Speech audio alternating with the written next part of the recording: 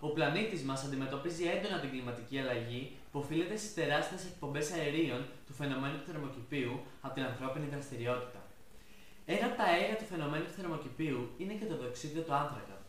Εμείς με το παρακάτω πείραμα θα παράγουμε διοξείδιο του άνθρακα σε μικρή ποσότητα ώστε να δείξουμε τις ιδιότητες των οξέων. Στο πείραμά μας θα χρειαστούμε μία κονική φιάλη με στενό λαιμό, ένα μπαλόνι, ένα κουταλάκι, ένα κερί και ένα αναπτήρα να το ανάψουμε, ένα ψηλό γυάλινο δοχείο, ένα μπουκάλι ξύδι και μία συσκευασία σόδας φαγητού.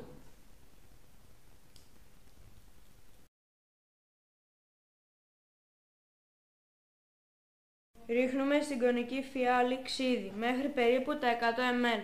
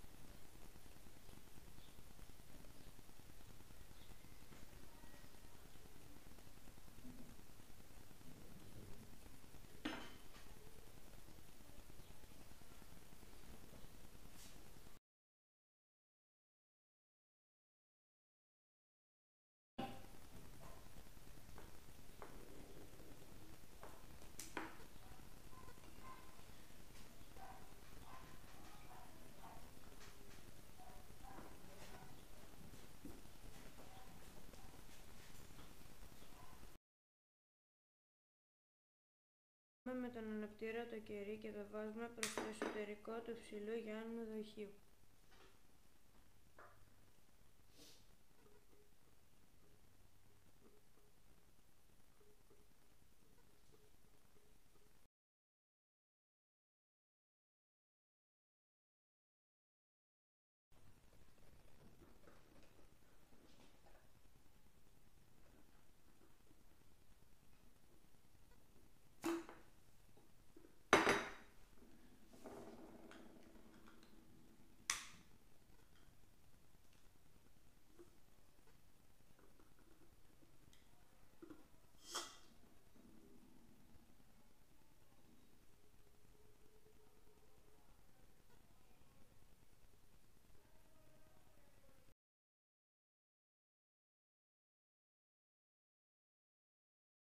Το ξύδι είναι διάλειμμα οξικού οξέως 6% βάρος κατόμολο.